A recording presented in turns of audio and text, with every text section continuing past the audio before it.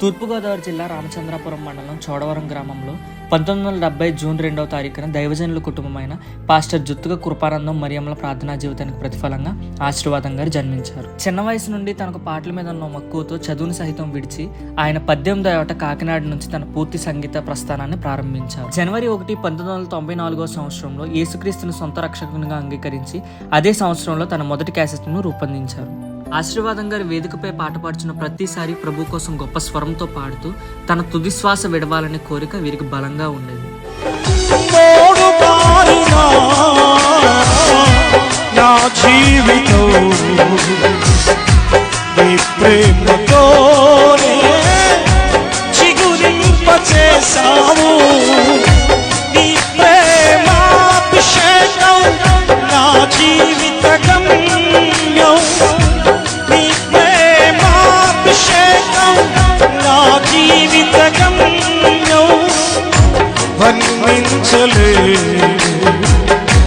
లెక్కించలేను స్వామి,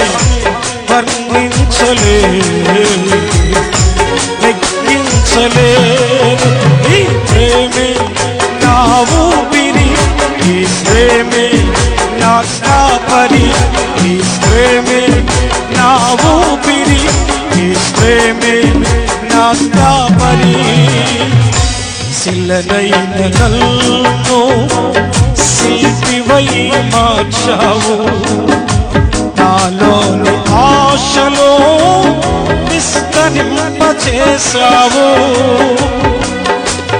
అంతర్జాతీయ సువార్థికులు డాక్టర్ జోషి అన్న గారితో టీవీ పరిచర్య మరియు రేడియో పరిచర్యలను జరిగించారు. నవంబర్ 27, 1996 సంవత్సరంలో శ్రీమతి షారోన్ గారిచే వివాహం జరిగింది. భార్య షారోన్ గారి ప్రార్థన ద్వారా ఎంతో బలపరచడమే కాకుండా పాటలు రాయడంలో ఎంతో సహకరించేవారు. వారికి దేవుడు 1997 సంవత్సరంలో కుమారుడు చార్లెస్ ఫిన్నీని, 1996 సంవత్సరంలో కుమార్తె మేరీ గ్రేస్ని అనుగ్రహించారు. తన తండ్రి పాస్టర్ జె కృపానందం గారు కోటపాడులో సేవ చేస్తున్న సమయంలో ఆయనకు సహాయపడుతూనే పాటల పరిచర్యను కొనసాగించారు.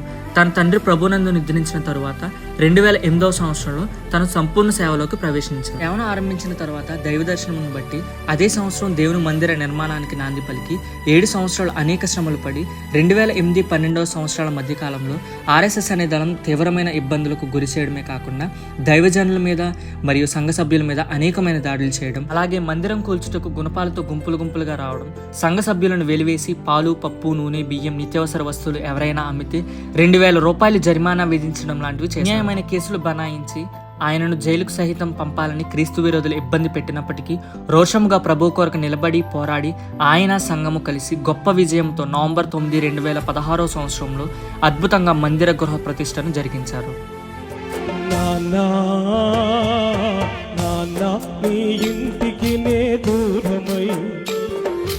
ఒక నిమిషమైన బ్రతుకలేనయా నాన్నా,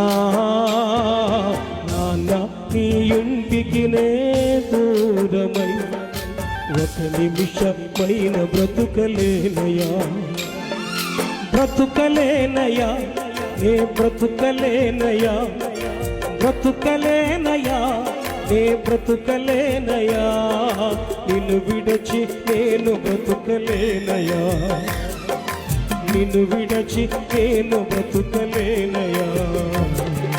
నాన్నా,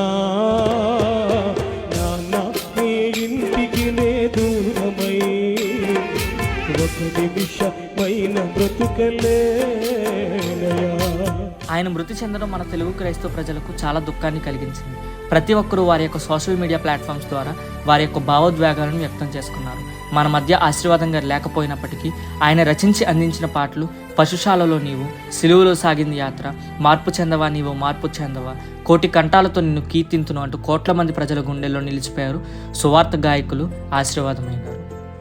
అద్భుతమైన పాటలు ఇప్పటికీ నేను మర్చిపోలేను. 2007 నుండి నా ప్రాణమా ప్రాణమా కృంగివద్దు ఆ పాటతో కన్నీరుతో నన్నే కన్నీరులో ముంచేశారు. 78,000 మంది దైవజనుల మీటింగుల్లో 23 జిల్లాల్లో పాటలు పాడి సన్నిధి తీసుకొచ్చారు. ఆయన కంఠంతో ఒక పాటను మొదలు పెడితే మీటింగ్స్లో ఉన్న అనేక మంది ప్రజల కళ్ళ నుండి కన్నీళ్లను రప్పించగలిగేది ఆయన రాగం. ఆ రాగాన్ని, ఆ స్వరాన్ని జ్ఞాపకం చేసుకుంటూ కొన్ని పాటలను విందాం. దేవుడు లేడని బుద్ధిహీనులు తమ హృదయంలో అనుకుందురు. దేవుడు కలిగిన జనులు ఎంతో, దేవుడు కలిగిన జనులు ఎంతో ధన్యులని యేసు పలికేనే, ధన్యులని యేసు పలికేనే. దేవుడు లేడని బుద్ధిహీనులు తమ హృదయంలో అనుకుందురు. దేవుడు లేడని బుద్ధిహీనులు తమ హృదయంలో అనుకుందురు. దేవుడు కలిగిన జనులు ఎంతో, దేవుడు కలిగిన జనులు ఎంతో ధన్యులని యేసు పలికేనే, ధన్యులని యేసు పలికేనే. దేవుడు లేడని బుద్ధిహీనులు తమ హృదయములో అనుకుందురు. దిగులు పడకు, వేదన పడకు, ప్రభువు తోడుండగా. ప్రాణమా ప్రాణమా ప్రాణమా ఎందుకే తొందర.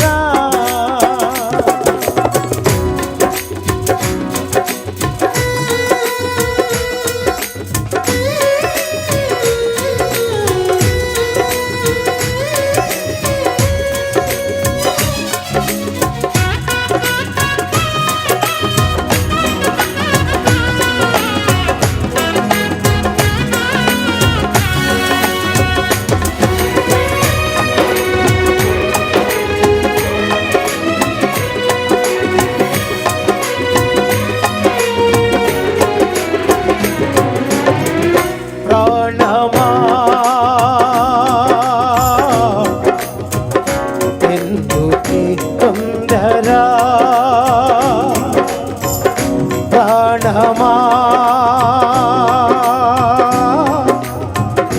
ఎందుకే తొందర. దిగులు పడకు, వేదన పడకు, ప్రభువు తోడుండగా. దిగులు పడకు, వేదన